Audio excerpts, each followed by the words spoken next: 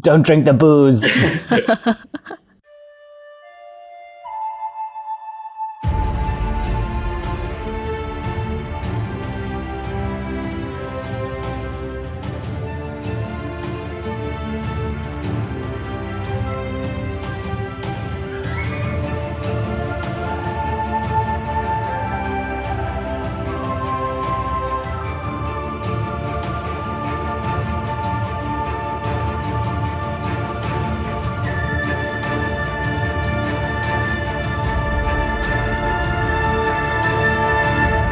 Welcome to Breakfast in Beauclair, a global Witcher podcast. My name is Alyssa from GoodMorhen, and I'll be your host as you, I, and our international hanza accompany Geralt of Rivia and his destiny, Cirilla of Cintra, across the continent. A whole bunch of sudden news dropped yesterday. Yesterday, Netflix surprised fans with Making the Witcher, a 30-minute documentary about the production, and CD Projekt Red announced The Witcher Monster Slayer, a mobile augmented reality exploration game set long before Geralt's time on the continent. It's promising to see the continued investment in the Witcher universe from both companies. For my breakdown on what we learned from the Netflix documentary, head over to breakfastinbeauclair.com and then reddit.com/rthehanza to share your thoughts with our global community. Speaking of our global community, thank you to our producer-level patrons for continuing to support the show. Louise of Covier, the owner of the Churlish Porpoise, Eric's the Godling, Katie the Redhead of Toussaint, Jacob B. Julie, Sylvia of Skellige, Jameson, Ava of Gullet, B. Haven of the Edge of the World, Jacob Meeks, Sebastian von Novigrad, Charlotte from Megaberg Glamry, Red Kite, the Original Roach, Ariel Kitty, The One True Chef, Dustin, and Chris K. of Covier. As producer-level patrons, they receive an introduction shout-out, a spot on the website, bonus content the Saturday after every episode, stickers, an enamel pin set, an exclusive producer gift from partner Emily at Morrison Norris, and producer credits in each and every episode. If you'd like to explore becoming a patron of the show, head over to patreon.com/breakfastinbeauclair. As for this episode, Christiaan from South Africa and Canada and Shaun from Northern Ireland return for the second half of episode 104 of Banquets, Bastards and Burials from Netflix's The Witcher. Join us as we break down Ciri's storyline, draw comparisons between the adaptation and the source material, discuss legacy and the importance of independence, have a laugh about Geralt's Simpsons movie moment, and I helm the sorting hat. In our mid-episode news segment, Tidings from Toussaint, Lars from Witcherflix shares production updates from the cast. Tune in for details about how you can score Yennefer's lace mask from episode 105, Bottled Appetites, at auction for charity. Without further ado, let's get to the discussion for The Witcher, episode 104 of Banquets, Bastards and Burials, part 2. Hey everyone, welcome back from the break. I'm here with Christiaan and Shaun discussing of Banquets, Bastards and Burials from season 1 of Netflix's The Witcher. When we left off, we broke down Geralt and Yennefer's storylines, and now we're going to jump straight back into Ciri's.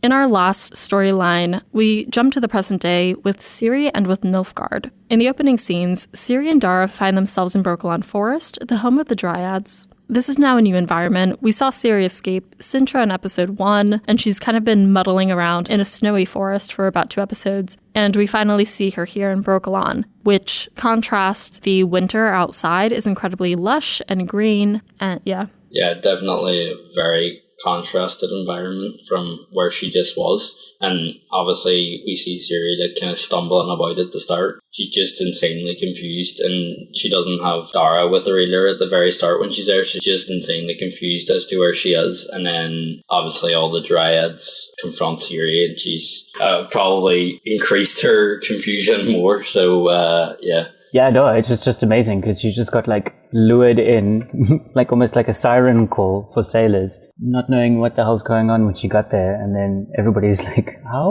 on earth did you get in? How did you get past everybody? Yeah, it's really curious. Again, like we don't really know what this is. I think as we've seen throughout previous episodes, as we'll see in future ones, a lot of things aren't explicitly explained about the world. And this is one of those things. We don't really know why this forest is calling to Ciri, why Ciri is drawn to it, but there's clearly some sort of like magical relationship there. Whether that's something about the forest or about Ciri herself, I don't know for sure at this point in the story. So she meets the Dryads. They're very threatening toward her, and ultimately she meets their queen. I actually don't know if we hear her name in this episode, but at least when we talked about her in sort of Destiny episodes with Lars, we just called her Eithne. So she meets the Queen of the Dryads, they have a chat, and she learns about the Waters of Brokelon. So apparently these are magical waters that newcomers are required to drink, and over time it will make them forget who they are, and then they can live in Brokelon. We're told that if people come to Brokelon with ill intention and they drink it, that they die. So it's a little grim. And this sets up an important part of the story later, which is why it's important now. A little later, Ciri reveals her true identity to Dara, her identity as the Princess of Cintra and Calanthe's granddaughter. Dara is angry because Calanthe ordered the slaughter of his family after Filavandrel's uprising. So this is a very heavy scene between these characters. Yeah, I'd agree, because he knew Ciri, but then now he barely even knows her almost. He almost acts as if he doesn't understand who she is anymore, because of Calanthe's impression that she's not very friendly toward elves. It's definitely it's a heavy scene, yeah, for Ciri, because Ciri's a very innocent person as well, so she's nothing like her grandmother. She doesn't hate people at all, to be honest. She's really just innocent, and Dara just sees Ciri now as the granddaughter of Calanthe, not Ciri anymore. So it's definitely a heavy scene between Dara and Ciri and their whole relationship. It makes Dara think twice about it. Yeah, I think it comes back to the same thing as I was saying earlier about Calanthe and Pavetta. Don't blame me for my grandmother's legacy, things have changed. I have a different way of thinking about things. But also then again, Ciri doesn't even know about her grandmother and what she's done. Yeah. So it's a big shock for sure. I mean, yeah. You hear about that stuff. Even my father was in the war, in South Africa, and you hear different things and you're like, oh my, you never know. I mean, it's interesting to see her because we've gotten the understanding over a number of different episodes that she's been very sheltered in her time in the Cintran Palace. To her grandmother is someone who's revered. She's incredibly strong-willed, very protective of Ciri. To Ciri, she's an incredible queen. In episode 2, we got to see her at that Cintran camp, the Cintran refugee camp, where Ciri's waiting in a food line, tries to cut the line. She says, this food was paid for by the crown and by Calanthe, and someone says, may she rot in hell. She meets that Cintran family, who then calls Calanthe all these awful things, and then she sees Dara's reaction to Calanthe here as well. Yeah, so I think she's being confronted by her grandmother's legacy for the first time. And I think that, if not now, then soon, she's going to have to decide on how to act upon it and where her own path is going to be forged. Yeah, it's definitely one of the scenes where you see she just doesn't want anything to do with it, and she is just not anything like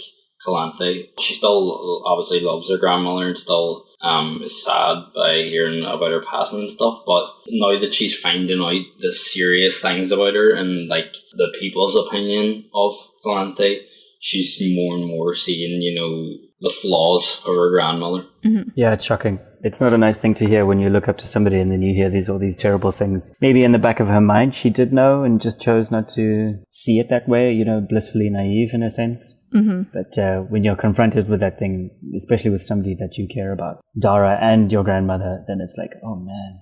And based on the information that we hear in Geralt's timeline, we know that Calanthe's animosity towards elves and non-humans stems far beyond Ciri's own life. This is something that's been going on for a very long time. So it's kind of incredible that Ciri has been rather protected from it. The actual plot point or event here that Dara talks about, Calanthe ordered the slaughtering of elves as a response to Filavandrel's uprising. We met Filavandrel in episode 2 for Marks. This is the adaptation of The Edge of the Worlds in Geralt's storyline where he first meets Jaskier. So we see the actual effect here, again from an elven perspective. We learned that Filavandrel had been pushed to the edge of the world, and Geralt told him to go somewhere else. We found out sometime between that episode and now, I believe, that Filavandrel tried to take a bit of Cintran land. This is Calanthe's retaliation. Yeah, and apparently Dara was the only one left. He details the slaughter and says that he only survived because he remained hidden throughout it. It's pretty shocking. It is, yeah. But it's interesting to see how these events compile over a number of different storylines in different episodes. Yeah, it's interesting to see the different point of views as well, just from opposing sides. Obviously, we've seen it back in earlier on this episode of Cintra's view of it. They were all celebrating her for killing the elves. They were praising Geralt for killing the elves at the edge of the world, and then we see it from an elf's perspective that was in the slaughter. And obviously it's very, very different. almost the complete opposite, and they almost see Calanthe as like a devil, sort of, like she just purges their people. So yeah, it's definitely interesting to see the different point of views. Yeah, no wonder Dara is so angry and just brings it up with Ciri. I mean, for obvious reasons, you know, killed his entire family, but I think he's feeling guilty in a sense for the only reason how he survived is not by fighting back, but by hiding. So there's that sort of frustration with the whole situation, but also within himself. And you had one note here, Christian, too, about the situation in Cintra and what that must be like for Mousak. Do you want to go into that? Yeah, sure. It was just something that I kind of made a note of. Like, I was just curious as to why Mousak, a druid, would stick around in Cintra and support the slaughter of elves. Being a druid, you know, in itself is being in one with nature. He does make mention at one point, is like he'll stick around because she's a powerful leader, she's strong. And he believes in the cause, or he believes in her. It's more so her actions that I was curious about as to why he would stick around as a druid when there's a slaughter of elves. Mm-hmm. I don't know. I don't have an answer. It was just more of an observation. Yeah, the interesting thing in the adaptation is that it's never totally clear what Mousak is. Like, there doesn't seem to be a distinction between druids and sorcerers in the adaptation. Mm-hmm. Maybe it's that. Maybe there's a chance that he talked Calanthe out of slaughtering elves once he was brought onto Cintra full time, but I don't know. Yeah. There's no explicit clues that Mousak is any different than the sorcerers that we see. You're right, yeah. My kind of explanation for it, or what I at least thought in my head, just was kind of like Mousak is a very dedicated person to like Skellige. He's obviously very patriotic in a way, you would say. Like, he likes his country a lot, or his kingdom. And obviously now that Cintra and Skellige are such close like friends and allies, I think it's more of just his respect for like Skellige that he sticks around rather than his agreement with Calanthe. Or at least that's how I saw it, yeah. That makes sense.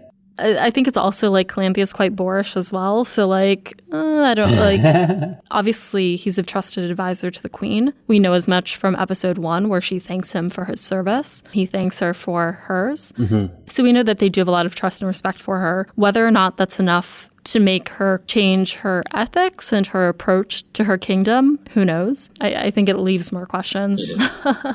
So there's a few short scenes that follow this. Ciri has a nightmare about the sacking of Cintra. When she wakes up, she finds that Dara is drinking the Waters of Brokelon in an attempt to forget his past. Ciri then tries herself, but nothing happens. Meanwhile in Cintra, Nilfgaard divines Ciri's whereabouts in Brokelon Forest. Ciri drinks the pure waters of Brokelon, which causes her to fall into a trance. In a dark desert, she sees a tree reaching up to the heavens, and a voice demands to know what she is. Goosebumps scene, by the way, that big tree. Yeah, very curious scene anyways. It leaves people wondering anyways. Overall, like, these wee short scenes, sure they're short, but they are important to Ciri. It was definitely weird to see how she drank the water of Brokelon and pretty much nothing happened at all. There's just so many things that Ciri doesn't understand that's happening to her over these past couple of, it happens very quickly for her as well. So it's definitely taken its toll on Ciri. And I like the approach that they took for us as viewers. We don't really know either. It's not like, how sometimes who the killer is in a murder mystery, but nobody else does. Yeah. There's none of that. You don't know what's going on. You're just as curious as she is. So that journey that we take along with Ciri is pretty cool. Something's going on, but so does she. She knows she's not just a normal child. That's pretty fun. It's a good approach, I think. Yeah, I think that's what makes Ciri's story very unique in the context of the series. Over the course of 8 episodes, we see only small snippets of her journey, whereas we get kind of like complete stories in Yennefer and Geralt's story arcs throughout the show. But series is it takes place over a very short period of time and it's continuous. So it's interesting to see her change incrementally over the course of these episodes and to follow along in her journey, as you put it. And it's interesting to see here that she wants to drink the waters. At first, she's very resistant. She's like, why would I want to forget? And then when she's given the opportunity, she explores and she takes the opportunity to attempt to drink those waters in order to forget her past. It seems to be almost like a trial of her own values, I suppose. Mm-hmm. that she kind of turns her back on Cintra, even briefly here, and on her destiny as well, just to see if this would work. And also, I guess it made it a bit easier because Dara drank it. So in a sense, there's a little bit of peer pressure going on as well. Oh, absolutely. I think it's also very, like, she's been on the run from all these soldiers. So I think the fact that she almost kind of feels like at home in Brokelon and they want her to be there. I feel like it's more of even a sort of security sort of thing that she wants to like guarantee her safety. Yeah. You know, even though I don't necessarily agree with the way that Brokelon Forest was introduced into the show and the adaptation, I do think it was an important part of Ciri's storyline because it gave her that opportunity to stop and like actually collect herself. It gave her a couple of plot points in which she could challenge her views, choose to walk away from her destiny, and ultimately decide to take it. So there are important things that happen in Brokelon for Ciri, even though, you know, it is different for the show. There was also the part where with Moisak and stuff, and they like shapeshifter sort of people. Oh, no, that's the next episode. Oh, what happened at the end? I remember seeing something with Nilfgaard people at the end, and I don't remember exactly what it was. Yeah, so this part is creepy. We're very suddenly transported back to Cintra, and they actually do this very beautifully. There's a transition between, I believe, one of Geralt's scenes toward the end of the adaptation of A Question of Price, between the banquet scene and present-day burning Cintra. And the way that they do this is they show like a far shot of the entire city. You see a flag in front of the camera, and then the flag takes over the entire shot, and then it's revealed that it's now a black Nilfgaardian flag with the gold sun, and then you just see Cintra burning in the background. It's a really, really, really well done transition. And at this point, we're brought into the sacked city in the aftermath. There's soot everywhere from the fires. They're going around checking the bodies of the dead, looking for Calanthe. It's so creepy. Ultimately, they find her, they flip her over. You know, obviously Jodie May just looks incredibly dead, as she should. Great acting. Yeah. If I was told to play dead like that for an acting purpose, I probably wouldn't be able to, unless it was a real situation in which I needed to. But if I was to do that for screen, I would not be able to. I'd probably just giggle the whole while through, yeah. Or I would just blink. Like, I just wouldn't be able to control the fact that I'm blinking. I couldn't hold back my laughter. Yeah. That's what would be my problem. I'd have to keep laughing. Yeah. She does it perfectly fine. And we see this little Nilfgaardian task force, I suppose I could call them. They find the queen and they skin off a part of her forearm. That was gross, like watching them literally skin it and like pull it back. I had to skip through this. And then they have someone eat it, like eat the skin, the raw skin, that's been laying there for like who knows how long. You'd rather have it cooked? She's got to be decomposing. Like, that's so gross. Anyway, so this relatively faceless mage, we don't find out who he is because he eats this, and then Fringilla immediately stabs him in the stomach and then examines his entrails to divine the fact that Ciri's in Brokelon. It's very much witch doctor kind of vibes. Yeah, it's super grim. Yeah, rolling the bones. Mm-hmm. Yeah. There's some sort of commander with them. They have a number of soldiers to spare, and then makes a joke that, like, we could send in 200, or maybe we'll only need 12. The knight that has been plaguing Ciri's dreams says something along the lines of, force is not the way into Brokelon, and that's kind of the whole Nilfgaardian scene. Coming back to the whole Nilfgaard thing, where the one general says, like, we have so many men to spare, let's just storm Brokelon Forest. We know that it's no easy task. We saw how difficult it was even for Dara to come in, and if you read the books, you know how impenetrable it is. So this guy's kind of ego, and he's just like kind of badassness is like, we'll take the forest, don't worry. And he's like, no, don't be silly, you can't do that. Just also shows the sheer size and military force of Nilfgaard, which is pretty scary and impressive. But then with regards to, like, I guess the black magic we were talking about earlier, it's also a good segue into, like we said, there's magic of all kinds used for all different kinds of things. And then when you see Fringilla use it, you wonder what kind of path she's on. You wonder what's going on. What is she up to? How is she doing this? Why is she doing this? It opens up a whole other can of worms when it comes to magic. And then, we find out they are forbidden magics. Yeah, it was definitely interesting to see, especially because Fringilla was a student at the same time as Yennefer in Arjuza, and she was taught in the same lessons that Yennefer was, but she's perfectly fine with using black magic and stuff, and it's like you can just see how deadly Nilfgaard is. Like, they're willing to just kill an entire mage just to find out, the location of someone. I think we see it later in the last episode as well. We see stuff where they're literally sacrificing like their entire willpower to make a ball of fire. They definitely are more like experimentative. I don't know if that's the word you would use, but they're definitely more open to the darker side of magic. Arethusa and everything, they do not support that at all. Yeah, it's definitely cool to see how Fringilla changed Nilfgaard as well when she went in there. Yeah, I mean, I don't know if this is the exact terminology I should be using, but it shows like this difference in individualism in the northern kingdoms and this kind of collectivist way of thinking in Nilfgaard. As we'll see in episode 8, we have intimate moments with each of these mages, whereas the Nilfgaardian army, as well as the Nilfgaardian mages, all feel very expendable for the sake of the cause. It's not a cult, but in the show it comes across as like a very cult-like mentality. If it's for the sake of furthering their message, it does seem that anyone's expendable. You see this in, as you said, that commander's willingness to send as many people as they need into Brokelon, as well as the very easy stabbing of that mage just in order to get information. So yeah, I agree with that as well. I think they did make a very different Nilfgaard from the books. It's almost like a religious sort of feel to them.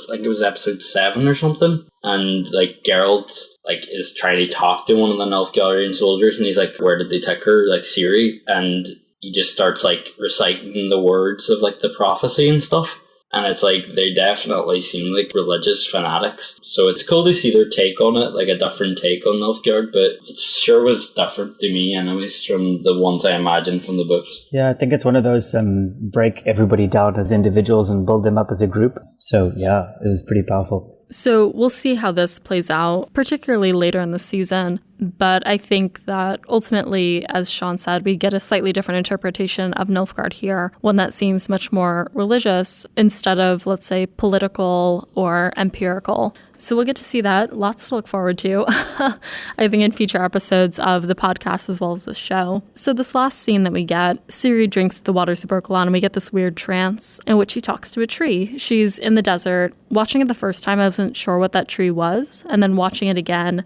I believe you see the same roots of the tree where she drunk from is the tree that she's then in the desert with. Oh. But there's little to no explanation for why this is happening or what the tree represents. The only thing I related that to at all was they had as like the logo for that episode, I think. They had the tree as like, if they had a logo for each episode, and I think the tree was that episode, so I kind of just related it to like Siri and the prophecy and stuff.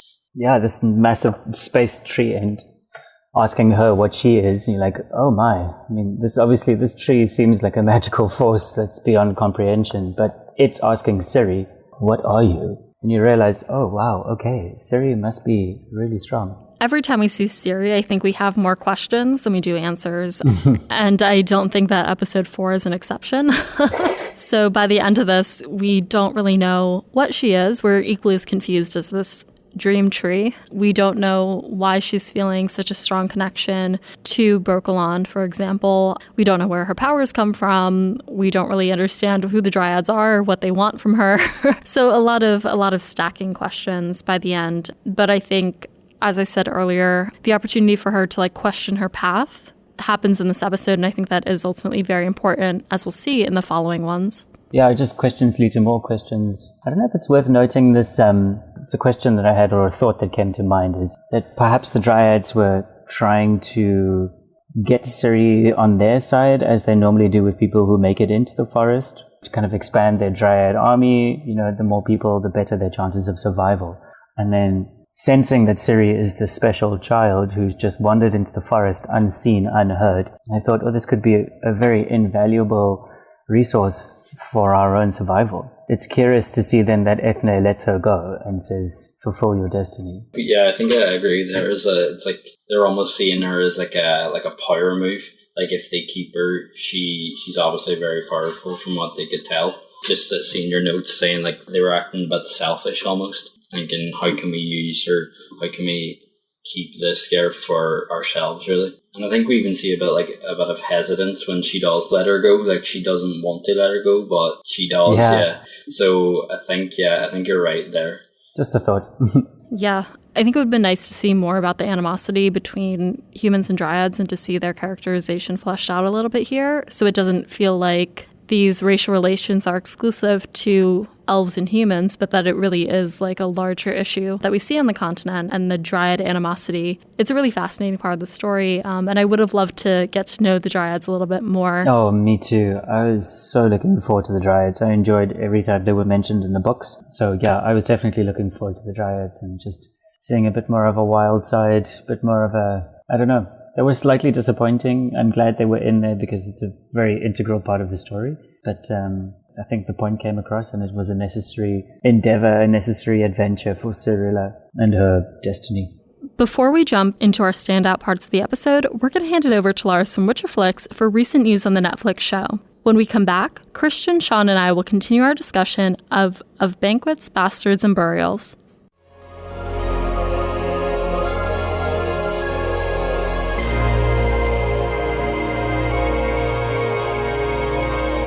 Hey, it's Lars from Witcherflix, and this is Tidings from Toussaint. Welcome back, everybody. This is going to be another short edition of Tidings from Toussaint, so let's see what we've got this week.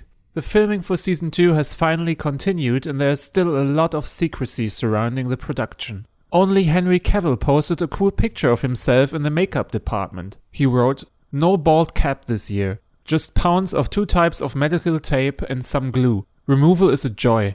Jackie and Alibi here, the makeup artists, though, have the deft touch of angels. Jackie more so an angel of vengeance, but that's all part of a charm. Oh, and for those who may be worrying, all of us are here COVID cleared and bubbled. We get tested twice a week up here in GoodMorhen." On this picture, Henry looks injured. So what has Geralt gotten himself into again? He definitely was in a fight. But what monster, creature or man did he fight?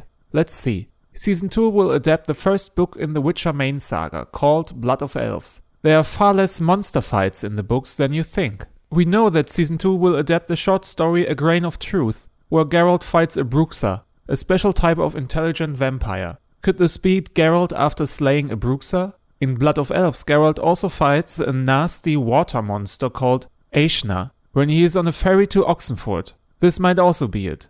There's also the possibility of a fight against the Manticore, which is also mentioned in Blood of Elves. Moreover, Redanian intelligence had reported that everybody's favorite monster from the Witcher games will also make an appearance in Season 2. The Lesheen, or Leshy, as he is called in the Witcher books. It would definitely be a sight to behold, but it is also possible that he might get himself into a fight that doesn't involve monsters and other terrible creatures.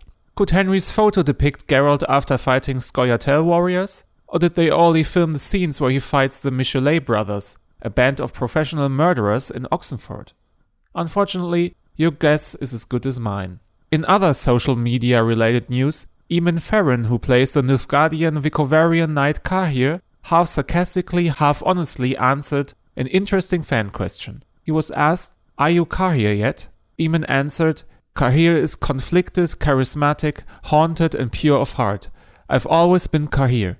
This description of Cahir is actually spot on. Moreover, Season 1 stunt coordinator Vladimir Furdik has posted a video showing some concept artworks and training sessions for the fight between the mage Vilgefortz and the Nilfgaardian soldiers during the Battle of Sodden Hill in the final episode of Season 1. This includes some spectacular stunts.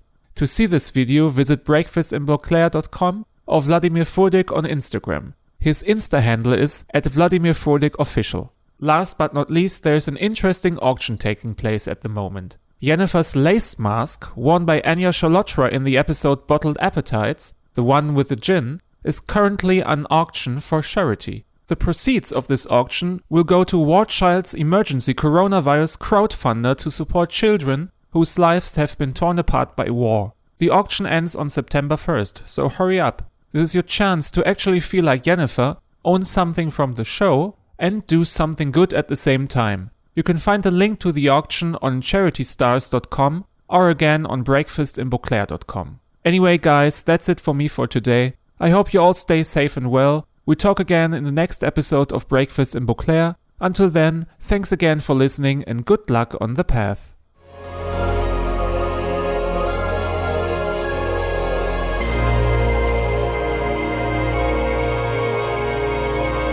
Hey everyone, welcome back from the break. I'm here with Christiaan and Shaun discussing Of Banquets, Bastards and Burials from Season 1 of Netflix's The Witcher. When we left off, we broke down the plot of the episode, and now it's time to dive into the key points and themes that interested us most. For this conversation, we're going to really focus on comparisons to the books. So we have the luxury here of having multiple stories that are very similar to short stories that are available in the books. Specifically, A Question of Price from The Last Wish, and Sword of Destiny, the title story from Sword of Destiny.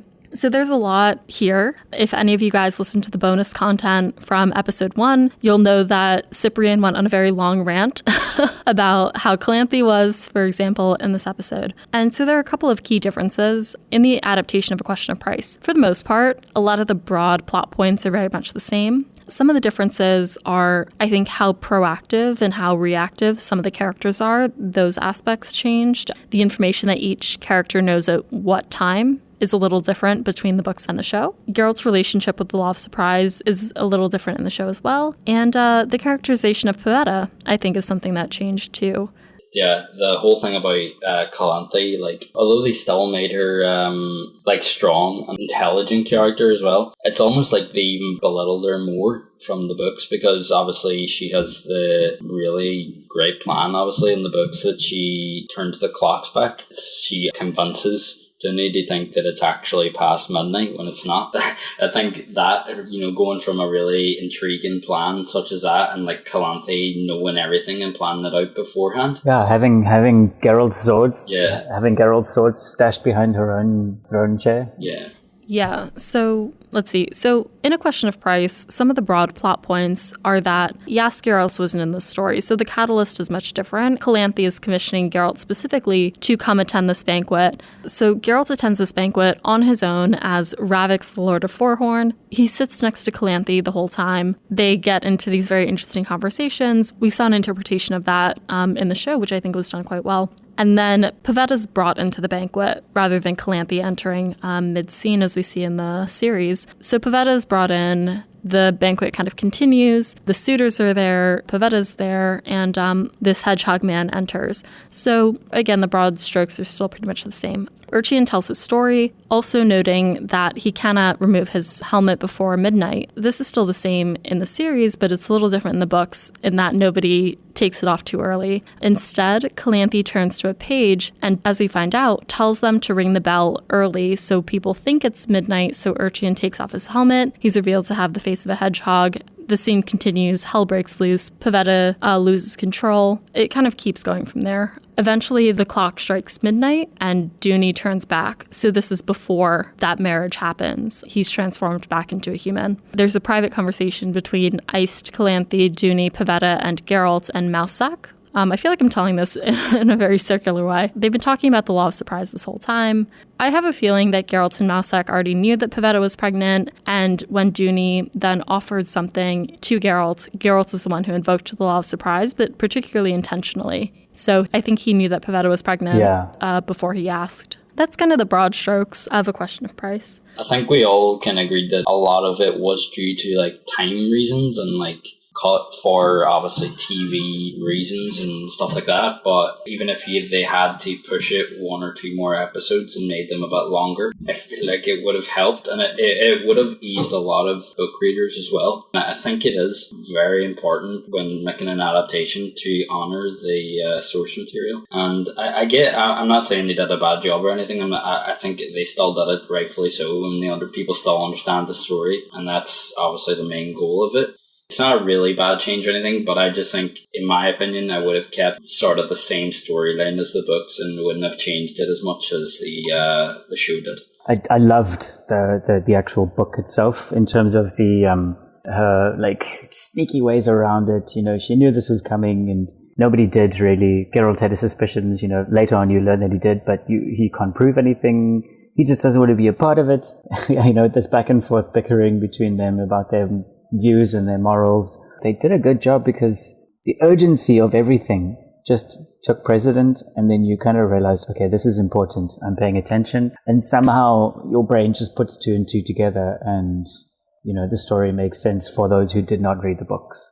So I think they did a great job, and I really, besides for the Shrek and Fiona moment.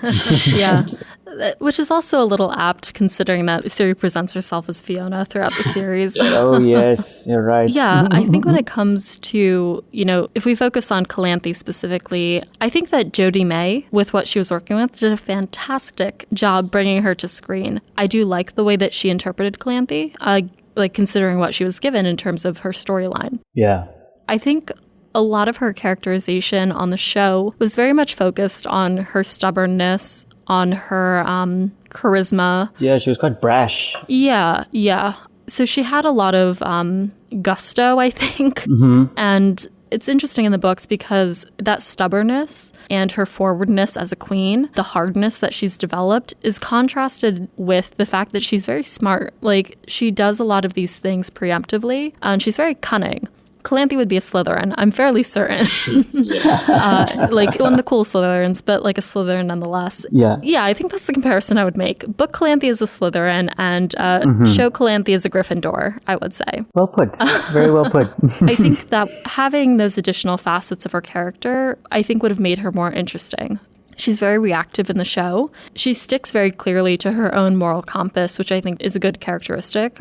But there doesn't seem to be much else driving her or many other personality traits other than her stubbornness and her belief in herself. I think I could put it that way. Mm-hmm. So I would have liked to see more of that. Yeah, I think I agree with you. She had more wits in the book anyway. She was more smart and intelligent and behind the scene, sort of thing, doing everything without anyone knowing. Whereas, obviously it was just a bit more comedic almost in the show when Ice obviously just had the helmet off him. It was like, bollocks to that. It was funny, and if for people that obviously never read the books, it still gets the point across. I honestly, I did really enjoy it. I know it sounds like I'm saying that it's not a good thing, but it's me personally, I would have rather seen them stick more to the source material of Calanthe and A Question of Price.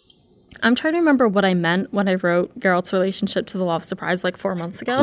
I think it's that we're told in A Question of Price that he's a child of surprise himself. Yeah, I don't know what I meant by that. There's a glimpse into the life of our hero, life before he became a Witcher. It's always so interesting to me to learn about the backstories of characters, the actual character development. This is the first time that for me, that I can think of now in the series where you think about Geralt having a family. You just know that he's this mutant creature, Terminator type thing that was created for one reason and one reason only. But he was a boy, he came from a family, he came from a mother and a father. So when you start hearing that, I become immediately more emotionally attached to him and his backstory. They use it as, you should believe Geralt when he talks about the Law of Surprise, because he himself is a product of the Law of Surprise. That's kind of what I took from that.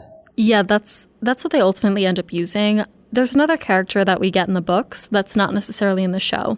He is the Baron of Tig. He's affectionately known as Kukudak. And he's the one that gives us a lot of information about the Law of Surprise, as well as that insight into Geralt. As you mentioned, Christian, we see a little bit at that high table. Here in the books, we learn from the Baron of Tig and Mousesack, I believe, that Geralt was a child of surprise himself. Also, the way that he invokes the Law of Surprise is very different in the books than in the show. In the books, it's incredibly intentional. Geralt knows that Pavetta is pregnant, and he knows that Duny doesn't know yet. So when he asks for something that you already have but do not know, it's Pavetta's child. There's no question about that. Mm-hmm. Whereas in the show, he says it very flippantly. And as I said earlier, to me it seems out of character, but he asks for the Law of Surprise in order to get Duny off his back. And then that's when we find out that Pavetta's pregnant. I mean, it completely changes. They're completely two different points altogether. I mean, from being Geralt and knowing what he was going to receive from asking for it, to him just, casually saying it, to get out of there as fast as possible. I mean, it really completely changes the whole story altogether. It really just makes it seem like Geralt has no intention at all of coming back. Whereas, obviously, in the books, Geralt knows what he's asking for, and he's prepared to come back and get it, you know what I mean? Yeah, I think the intention drives a lot. In the books, they talk about the Law of Surprise a lot. When Cyprian and I first did this episode about A Question of Price, we talked about why Geralt would choose to invoke it at the end. I was like, well, maybe they were just talking about it so much that he was just like, oh yeah, that's a thing. I could ask for that. And he just did. Whereas, you know, I guess that's kind of the same here. He hears that Dooney did it, so he's just like, whatever, that one. I'll have what he's having. Yeah, basically. There's like a clear, I think, intention and responsibility to take a child in the books, whereas in the show, he just gets stuck with it. I don't know, it seems he's putting himself in a situation, or he gets stuck in a situation that he didn't intend to, which, you know, shouldn't be a personality trait, but it's a defining part of Geralt's character, is that he just ends up in all these situations that he doesn't really mean to. Yeah, like I think it pays off more near the end of the series. Like, we get a lot more, obviously in the last couple of episodes we see him seeking out Ciri himself, and he actually does want to go get her, and he knows what he's going. But compared to the fourth episode, in which we see he tells them, I won't be coming back to claim a child. It was definitely different from Question of Price. Obviously there is cut downs they had to do for time wise, and I can understand that. So I guess really quickly, like, this isn't necessarily like a particularly deep plot point, but they changed Pavetta slightly here. In the books, she's just kind of there until she's needed. To me, she's like the Chekhov's gun of the story. It's like she's there, she's introduced, and then inevitably goes off.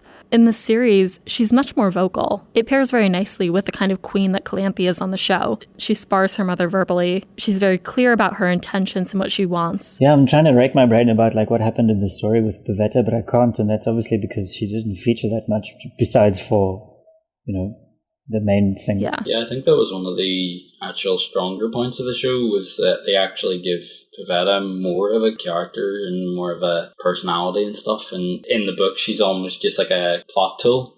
I think both renditions are good, but I do like this change. I don't think it was necessarily a bad change at all. I thought it was fairly well done. Yeah, I agreed. Yeah, giving important characters identity is always good.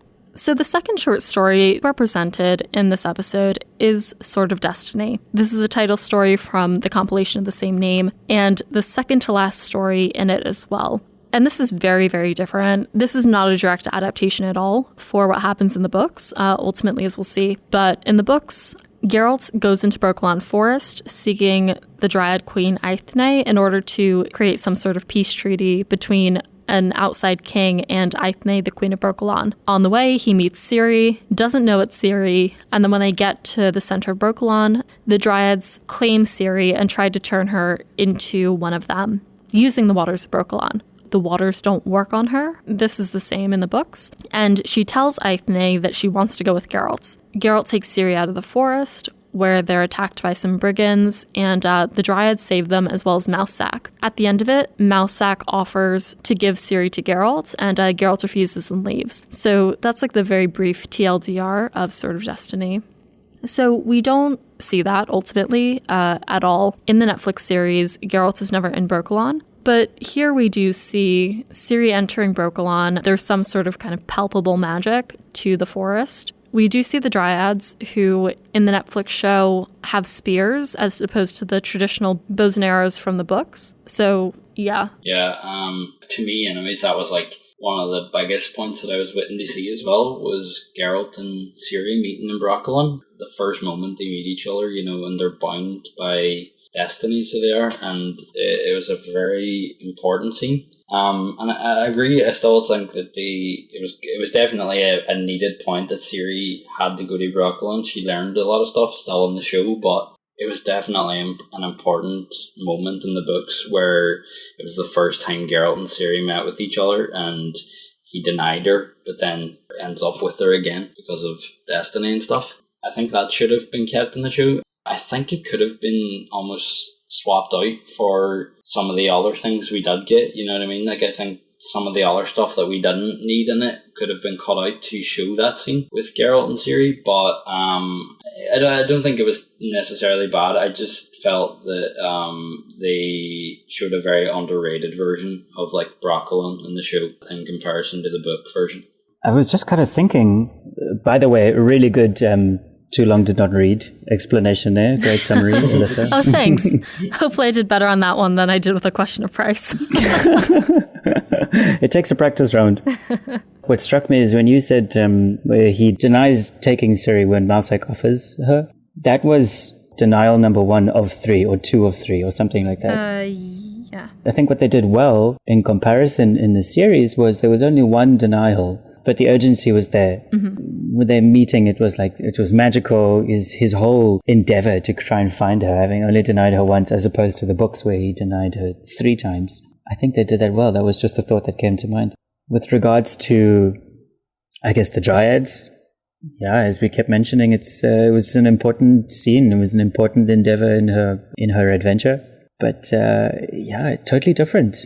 Totally different. And I don't know how I feel about it. So I don't feel sad about it. I don't feel bad about it. I don't feel angry, but I don't feel good. Yeah, it does end up feeling like another stop. Yeah. Some of the things that I would have liked to see from her time with the Dryads were, I don't know if it was incredibly clear that they're non-human. And part of this could be, my own interpretation, particularly with, 1, having read the books, 2, if you see CD Projekt Red's Gwent cards, Dryads are just green in all of their card artwork. So there was something in this series that the Dryads felt very human, like particularly human. Not to say that CD Projekt Red's renderings are like the end-all be-all, because I believe in the books there's virtually little to no difference between human girls and Dryads. Just Dryads could have weird hair colors and they smell like willow leaves. I think that's also just because they're so in nature, you know what I mean? They're so involved, there's hardly any clothes, so they kind of just end up growing moss on their backs. That's a lie, but I'm kind of just, you know what I'm saying? Yeah.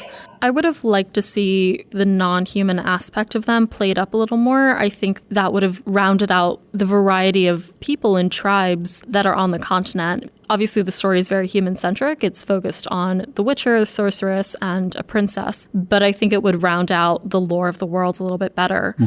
Same thing if we actually got to know the history of the Dryads a little more, the way that we do in the books. We get to hear about, the kingdoms that are surrounding them with Eithne. We get to hear about how human men are used as studs to father, baby Dryads. We get to hear that Eithne has outlived dozens of kings in her lifetime, and that she's held on to Brokelon for like hundreds of years. And like their purpose, they see themselves as protectors of this forest. They see themselves as the last place, like all capital letters. So I think that there's a lot of like value in their morality that we unfortunately missed out on in the show that I really would have loved to see, play up in order to better inform an audience for why this human-non-human relationship is so antagonized, I suppose, because it informs a lot more relationships that we'll see throughout the series. Yeah, I agree, because one of my friends in real life watched the show, and they've only played Witcher 3, so they're not like a huge fan, and they don't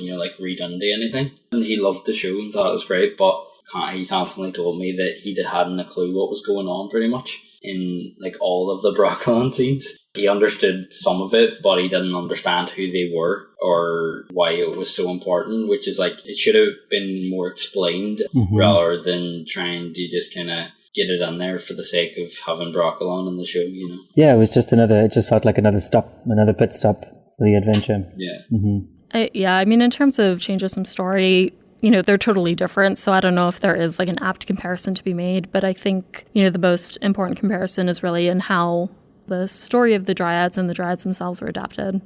Yeah, they don't seem as hostile toward Dara and Siri, I think, as we would expect as book readers. Yeah, it's almost like they just give them a few questions and then they're like, oh, yeah, you seem right, come on. Yeah. It's just so casual about it. It doesn't seem like there's as much at stake. They don't seem like they're about to die at any point in Brokelon. Yeah. I think that's drastically different from the books. In the books, Dryads are out to kill you, the forest is out to kill you, they've booby-trapped the whole place. There's an immediacy and a need to befriending the Dryad that we meet, Brienne.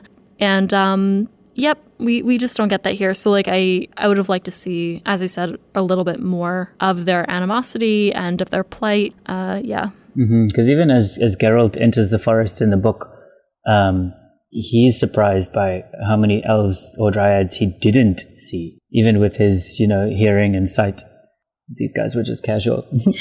Maybe there'll be an opportunity down the line to explore them a little more. but for the moment, I do think that that's just something that could have been improved upon. Do we talk about the Waters of Brokelon? Didn't Geralt like take a sip of it when Ciri didn't take any effect? He was like, oh, that's fake. And he took some and he like tripped balls. Yeah. Yeah, that's actually, that is a good point. So the Waters of Brokelon are still a thing between the books and the show, and serve roughly the same purpose. The difference is that, like, in the series, Dara drinks the water in an effort to forget his past, and Ciri drinks it to forget hers. We do know that elves are brought into Brokelon to be healed, but I don't think they're expected to stay. It's just like a place for them to heal before they're sent out to Scoia'tael Commandos, which we'll get to in Baptism of Fire. I believe we'll get to that. In the books, the Waters of Brokelon are meant to turn little girls into dryads, and it doesn't really seem like an incremental thing as it does in the series. In the books, Geralt notes that when children have drunk the Waters of Brokelon, there's seizures, among other things, as they kind of transform. And he mentions the emptiness in their eyes when they wake up. And Ciri drinks the water of Brokelon. Nothing happens. Geralt thanks Eithne for giving Ciri a placebo. Eithne then calls him a fool, basically. She says, if you're so sure, why don't you drink them yourself? She says, like, you don't know what destiny is and what it's doing. Will you drink the waters? He's skeptical, and he does. And as you said, Christian, it just knocks him off his feet. He trips balls for a ton. He sees Yennefer. He sees Calanthe dead. Something about the law of surprise. You said to protect her, da-da-da-da-da. And at that point, when he wakes up, he realizes who Ciri is, and that she must be Calanthe's granddaughter. Mm-hmm. So he goes through like a very strong spiritual journey during that. Yeah. So this isn't necessarily a direct comparison to the books, but we do get an entirely new storyline for Yennefer here. As we've spoken about in previous episodes, we don't really know much about Yennefer's backstory before Geralt meets her, just the basics. She had been a hunchback, she went to Aretuza, but for example, this storyline during her time at court is entirely new.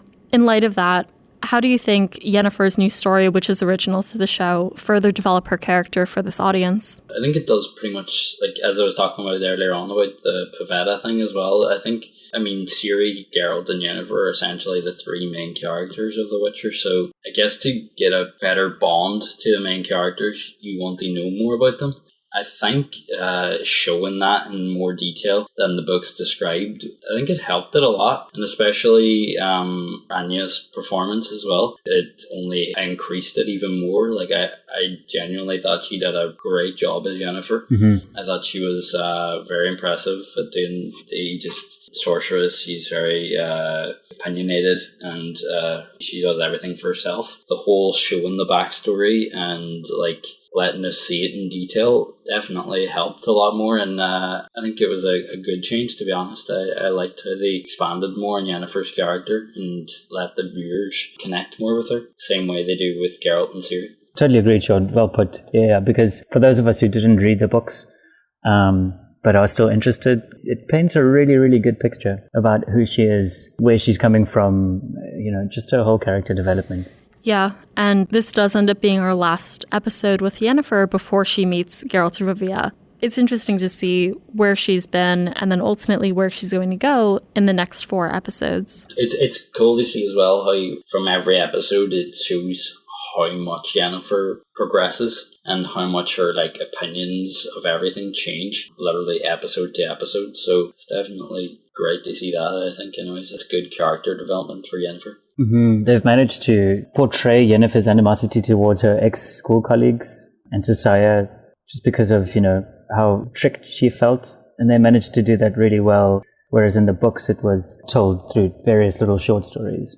But they managed to do it through a few episodes, which is really fantastic, really stunning. Yeah, no, it sets her up for a really nice arc. Very interested in seeing how her story is going to continue over the next seasons of the Netflix show. Mm-hmm. Was there anything else to talk about? I think that's about it. I think so. I mean, you can always call us back for another rerun. Another. So that is it for our show today. Christian, Shaun, thank you so much for joining us for this episode. And thank you to our Hanza for listening. So Christian, you mentioned that you were with a new coffee shop. Do you mind telling us about that newest endeavor? Yeah, the company's called Brown Bag Coffee Roasters. They've been on the go for about 2 years now, and I started in the beginning of this year, which is very fortunate. Also based in Ottawa with subscription-based coffee, but we also have a set of wholesale clients. Feel free to look us up on any kind of socials. It's just Brown Bag Coffee Roasters or bbcr.ca. Yeah, we've got some interesting stuff. Even if you just have questions you want to ask us, I'd love to answer them. Awesome. And thank you to you guys again just for being good sports and for re-recording this episode with me 4 months later. It's been really interesting recording this, with additional perspective on the show. So thank you guys so much for recording again and for also being such wonderful parts of our community. You're welcome. Thank you very much. Yeah. Thanks, Alyssa. Thanks for the opportunity. Yeah, it was tons of fun, and it's also a good excuse to catch up with you guys. So perfect. And thanks for making me cry. Anytime. Oh, man. Next episode, join us as we discuss Geralt and Yennefer's fateful first meeting in our coverage of episode 5, Bottled Appetites. Pew, pew, pew. Okay, I think we're done.